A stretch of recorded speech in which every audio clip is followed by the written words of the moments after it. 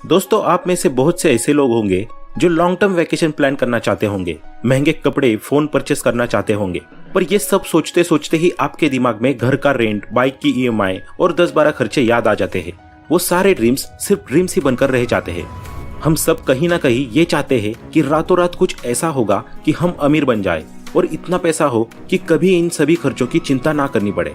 लेकिन दोस्तों, सच बताओ तो ओवरनाइट सक्सेस जैसी कोई चीज ही नहीं होती, और वो इंसान जो सक्सेसफुल या मिलेनियर है वो रातों रात सक्सेसफुल नहीं हो जाता। उस सक्सेस के पीछे उसके कुछ छोटे छोटे बेबी स्टेप्स का हाथ होता है। आइए इसे हम एक स्टोरी के थ्रू समझते हैं। एक बार 3 पिग्स होते हैं। पिग नंबर 1 एक लेजी पिग होता है जो ठंड के मौसम में बस जल्दी जल्दी कोई घर बनाना चाहता है ताकि वो आराम कर सके और खाना पीना खा सके। इसलिए वो फटाफट से घास फूस का घर बना लेता है। फिर आता है पिग नंबर 2। वो घर बनाने में मेहनत तो करता है बट बिल्कुल माइंडलेसली। वो जंगल से स्टिक्स को कलेक्ट करता है और इस स्टिक्स से वो घर बनाता है। वही पिग नंबर 3 जो एक इंटेलिजेंट पिग है, वो अपना घर ब्रिक से बनाता है। वो मेहनत करके 3-4 हफ्ते में अपना घर तैयार करता है। फिर सर्दी का मौसम आता है और एक वुल्फ शिकार पर निकलता है। 3 पिग्स और वुल्फ सब भूखे होते हैं, पर पिग्स को भूख मिटाने के साथ साथ अपनी जान भी बचानी होती है। वुल्फ सबसे पहले पिग नंबर 1 के घर के सामने आता है और उसके घास फूस के घर को तोड़कर मार डालता है और अपनी भूख मिटा लेता है। फिर वो अगले दिन पिग नंबर 2 के घर जाता है और थोड़ी मेहनत मशक्कत के बाद उसका घर भी तोड़कर उसे मार देता है। पिग नंबर 3 को पता चलता है कि अगला नंबर उसका है, पर वो बेफिक्र होता है क्योंकि उसका घर मजबूत होता है और उसके घर में घुसने का सिर्फ एक ही रास्ता होता है, चिमनी के थ्रू। पर वो उसी चिमनी के पास एक बड़ा सा गर्म पानी का कंटेनर रखता है जो आग पर खुल रहा होता है। फिर अगले दिन वुल्फ आता है और पिग नंबर 3 का पक्का घर होने की वजह से उसे तोड़ नहीं पाता, और जैसे ही वो चिमनी के रास्ते घुसने की कोशिश करता है तो वो मारा जाता है। अब दोस्तों, आपको मैंने ये चाइल्डहुड स्टोरी इसलिए सुनाई है ताकि आप हमारे आज के इस वीडियो के बेसिक आइडिया को समझ सके। इस स्टोरी से हमें ये सीखने को मिलता है कि हमें हमेशा मेहनत और स्मार्ट वर्क करते रहना चाहिए और सरवाइव करने के लिए कुछ ऐसे स्टेप्स लेने चाहिए जो आपको फ्यूचर में सक्सेसफुल बना दे। दोस्तों, हम में से मोस्टली लोग ये चाहते हैं कि वो जल्दी से जल्दी रिच बन जाए, सक्सेसफुल हो जाए और जल्दी से जल्दी अपनी फैमिली को सिक्योर लाइफ दे। पर दोस्तों, क्या आप जानते हैं कि वर्ल्ड के जाने माने फाइनेंशियल एक्सपर्ट और ऑथर डेव रैमसे सिर्फ 26 साल की एज में ही मिलियनियर बन गए थे, पर अपने 30s तक आते आते उनके पास कुछ भी नहीं बचा और वो बिल्कुल रास्ते पे आ गए। और फिर उन्होंने फाइनेंस के बारे में नॉलेज ली और अपने पर्सनल एक्सपीरियंस और फाइनेंस से रिलेटेड कुछ अमेजिंग फैक्ट्स उन्होंने अपनी book the total money makeover में बताए हैं। और आज के वीडियो में हम इसी बुक से रिलेटेड कुछ इंपॉर्टेंट फाइनेंशियल लेसन और कुछ बेबी स्टेप्स के बारे में जानने वाले हैं जो आपके फाइनेंशियल फ्यूचर को काफी स्टेबल और प्रॉमिसिंग बना देंगे। सो दोस्तों, वीडियो को बिना स्किप किए एंड तक जरूर देखना ताकि आपसे कोई वैल्यूएबल कंटेंट छूट ना जाए। तो चलिए वीडियो को शुरू करते हैं। सबसे पहला आता है baby step number 1, stop living in denial. दोस्तों, हमारे साथ न जाने ऐसा कितनी बार होता है कि हम सब कुछ जानते हुए भी अपनी रियलिटी को एक्सेप्ट नहीं करते और डिनाइल में जीते हैं। फॉर एग्जाम्पल, हमारी हेल्थ है। हम ना जाने खाने पीने की कितनी बुरी हैबिट से घिरे हुए हैं। ये जानने के बावजूद भी कि वो हमारी हेल्थ को खराब कर रही है, हम फिर से वही ऑयली फूड, स्ट्रीट फूड को खाना पसंद करते हैं। और जब आपको कोई बोले कि आपकी हेल्थ खराब हो रही है तो आप डिनाइल फेज में चले जाते हो। और कुछ ऐसा ही होता है अल्कोहल के साथ भी। मैंने बहुत से लोगों को ये कहते हुए सुना है कि 1-2 बार पीने से भाई कुछ नहीं होता, और फिर उन्हें ये आदत लग जाती है और इसका इम्पैक्ट उनके बॉडी पर दिखता है, बट वो फिर भी डिनाई करते रहते हैं, नहीं नहीं कुछ नहीं होता है भाई, मैं तो बिल्कुल फिट एंड फाइन हूँ। दोस्तों, जैसे हम डिनाइल अपने हेल्थ से करते हैं, सेम कुछ ऐसी ही चीजें हम अपने फाइनेंस के साथ भी करते हैं। आपको अपनी फाइनेंशियल कंडीशन को एक्सेप्ट करना आना चाहिए। मैंने बहुत से ऐसे लोगों को देखा है कि जिनकी फाइनेंशियल कंडीशन खासी अच्छी नहीं होती, पर उन्हें मौज मस्ती करने में, पार्टीज करने में, वेकेशन पर जाने में कोई दिक्कत नहीं होती। और आखिर में होता यह है कि ऐसे लोग या तो किसी बहुत बड़े कर्जे में फंस जाते हैं या तो वो अपना सब कुछ गंवाकर बिलो एवरेज लाइफ जी रहे होते हैं। ऑथर हमें इन सब के लिए एक मेंढक का एग्जाम्पल देते हैं। वो बताते हैं कि अगर आप एक मेंढक को उबालते हुए गर्म पानी में डाल दो तो वो एकदम से उछलकर बाहर आ जाएगा, पर अगर आप उसे एक नॉर्मल पानी में डालो और धीरे धीरे उस पानी के टेम्परेचर को बढ़ाते रहो तो उसे कुछ भी पता नहीं चलेगा और आखिरकार वो जलकर मर जाएगा। तो दोस्तों, मनी मेकओवर करने के लिए आपके लिए सबसे जरूरी है अपनी रियलिटी को एक्सेप्ट करना। और उस रियलिटी को एक्सेप्ट करने के बाद आपको जो इम्पोर्टेंट चेंजेस करने पड़ेंगे, जो एकदम से तो नहीं बट हाँ एक ना एक दिन आपको जरूर फायदा देंगे। और ध्यान रहे कि सब चलता है इस मिथ को भूलो और सब प्रॉपर चलाना पड़ता है इस रियलिटी को एक्सेप्ट करो। नेक्स्ट है baby step number 2, create an emergency fund. Murphy's law कहता है if anything that can go wrong will definitely go wrong, यानी अगर कुछ बुरा हो सकता है और अगर उसके लिए आप तैयार नहीं हो तो डेफिनेटली बुरा होगा ही होगा। एग्जाम्पल के लिए मान लेते हैं कि अमित नाम का एक आदमी है जो एक हाई क्लास डिग्री को लेकर एक बहुत बड़ी एमएनसी में जॉब कर रहा है। अमित की सैलरी और उसका वर्क प्रोफाइल दोनों ही काफी अच्छा है, बट अमित के अंदर एक बुरी आदत है कि वो अपना कमाया हुआ पैसा बहुत ही कम सेव कर पाता है और उसे वो मोस्टली स्पेंड कर देता है और अपने परिवार की हर छोटी बड़ी खुशी तो पूरी कर देता है, पर फ्यूचर के लिए कोई इमरजेंसी फंड नहीं बनाता। वो अपने घर में सिंगल अर्नर होता है और एक दिन कुछ ऐसा होता है जिससे अमित की फैमिली पूरी तरह टूट जाती है। अमित हर सुबह की तरह कार ड्राइव करके ऑफिस जा रहा होता है और ड्राइव करते समय वो सोच रहा होता है कि यार इस वक्त मुझे कुछ हो जाता है तो मेरी फैमिली फाइनेंशियल स्टेबल कैसी रहेगी, मैंने कोई फ्यूचर प्लानिंग ही नहीं की है। वो सब कुछ सोच ही रहा होता है कि उसका एक्सीडेंट हो जाता है और उस एक्सीडेंट में उसे काफी चोट आती है, उसके हाथ और पैर की हड्डियां भी टूट जाती है। डॉक्टर उसे 4 मंथ्स का कंप्लीटली बेड रेस्ट करने के लिए कह देते हैं और उसकी जॉब भी छूट जाती है।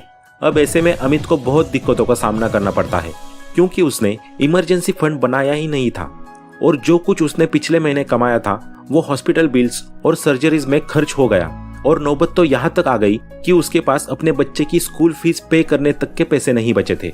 यानी इस एग्जाम्पल से हमने ये सीखा कि अगर हमें लग रहा है कि प्रॉब्लम आने वाली है तो हमें पहले से उसके लिए तैयार रहना चाहिए और एक इमरजेंसी फंड क्रिएट करके रखना चाहिए।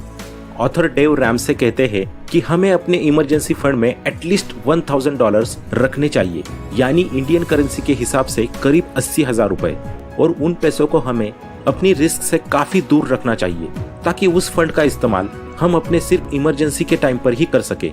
इससे होगा ये कि अगर आपके सामने कोई इमरजेंसी आ जाए तो आप आराम से उस इमरजेंसी से निपट लोगे।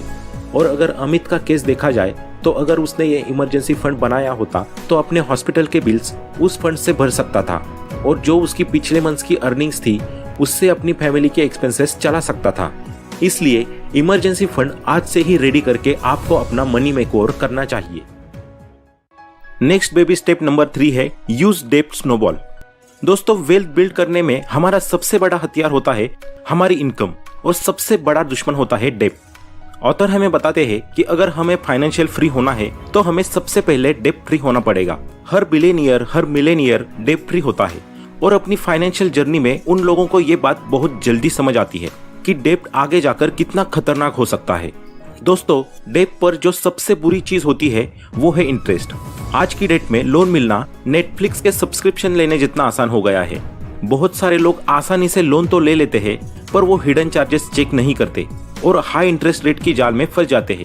ऑथर हमें बताते हैं कि हमें फाइनेंशियली फ्री होने के लिए अपने घर के छोटे बड़े डेब्ट से फ्री होना जरूरी है। इसके लिए हमें डेब्ट स्नोबॉल का यूज करना चाहिए। डेब्ट स्नोबॉल का मतलब है कि जिस तरह आप अगर एक छोटा सा बर्फ का गोला बनाकर ऊपर से फेंकते हैं तो वो गोला नीचे आते आते उतना ही बड़ा होता चला जाता है। ठीक उसी तरह आपको भी अपने डेब्ट को धीरे धीरे पे करना शुरू करना चाहिए।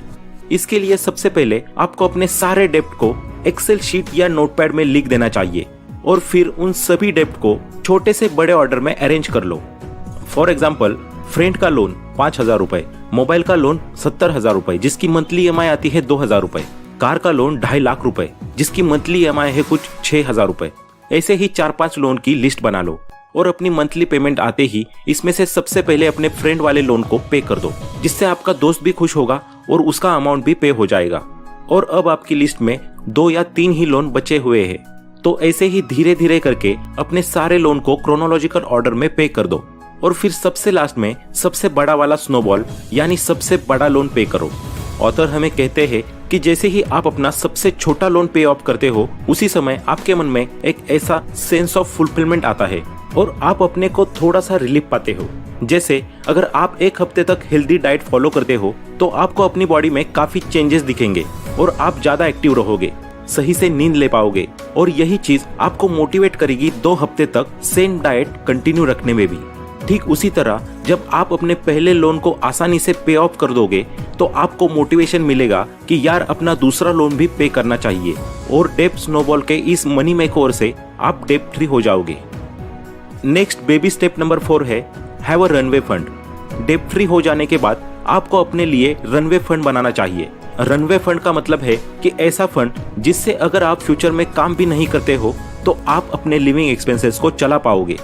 दोस्तों, जहां पहले आपकी एक्स्ट्रा सेविंग का पार्ट आप अपने डेब्ट को क्लियर करने के लिए खर्च कर रहे थे और जैसे ही आप डेब्ट फ्री हो जाओ तो आपको अपने 3 महीने के लिविंग एक्सपेंसेस का रनवे फंड तैयार करना है। इसके लिए आपको सबसे पहले अपने सभी खर्चे जैसे food, cloth, rent, electricity, internet, cable, TV, app subscriptions, इन सब की लिस्ट बना लो और मान लो कि आपके लिविंग एक्सपेंसेस का टोटल खर्च आया है 20,000 रुपए। यानी आपको जल्दी से जल्दी 20,000 × 3 यानी 60,000 रुपए का रनवे फंड तैयार करना है, जिससे अगर फ्यूचर में कुछ ऊपर नीचे होता है या आपकी कोई जॉब चली जाती है तो आपके पास एटलीस्ट 60,000 रुपए तो होंगे अपना खर्चा चलाने के लिए। और इसी बीच में आप आसानी से कोई नया जॉब या कोई नई स्किल सीखकर रिस्टार्ट कर सकते हो। ऑथर का कहना है कि 3 महीने का रनवे फंड बनाने के बाद आपको उसे इंक्रीज करके 12 महीने का रनवे फंड कर देना चाहिए और इसलिए 12 महीने का रनवे फंड होना आपके मनी मेकर के लिए बहुत जरूरी है। अब लास्ट बेबी स्टेप नंबर 5 है इन्वेस्ट एंड एंजॉय लाइफ। तो दोस्तों, ऐसा नहीं है कि ऑथर ये कहते हैं कि हमें अपनी लाइफ में एंजॉय करना ही बंद कर देना चाहिए, सिर्फ पैसा कमाना और उसे बचाना आना सीखना चाहिए, बल्कि ऑथर ये भी कहते हैं कि लाइफ एंजॉय भी करो, लेकिन ध्यान रहे आपको अपनी लाइफ किसी से उधार लेकर या कर्जे में डूबकर एंजॉय नहीं करनी है। एक इंसान लाइफ फुल्ली तभी एंजॉय कर सकता है जब उसके ऊपर कोई बोझ ना हो। इसलिए ऑथर कहते हैं लॉन्ग टर्म गेम के लिए शॉर्ट टर्म सैक्रिफाइसेस करना जरूरी है, ताकि बाद में जब आप लाइफ जीने निकलो तो आपको पैसों की कोई टेंशन ना रहे और रिटायरमेंट की टेंशन ना लेनी पड़े। इसलिए आपको अपनी इनकम का 15% इन्वेस्ट करना चाहिए, जिससे आप कंपाउंडिंग इफेक्ट भी एंजॉय कर सको और आने वाली जनरेशन के लिए सिक्योर फ्यूचर दे सको। और जब आपकी इन्वेस्टमेंट आपकी सेविंग से ज्यादा आने लग जाएगी तब सही मायने में आप फाइनेंशियली फ्री हो पाओगे। तो दोस्तों, ये थे कुछ बेबी स्टेप्स जिनको फॉलो करके आप एक बेटर और सिक्योर फाइनेंशियल लाइफ अचीव कर पाओगे। तो दोस्तों, आपको ये वीडियो कैसा लगा कमेंट में बताएं। अगर आप ये वीडियो फेसबुक पर देख रहे हैं तो फॉलो करें और यूट्यूब पर देख रहे हो तो सब्सक्राइब करें, क्योंकि हम ऐसे ही वैल्यूएबल वीडियोस आपके लिए लाते रहेंगे। Thanks for watching.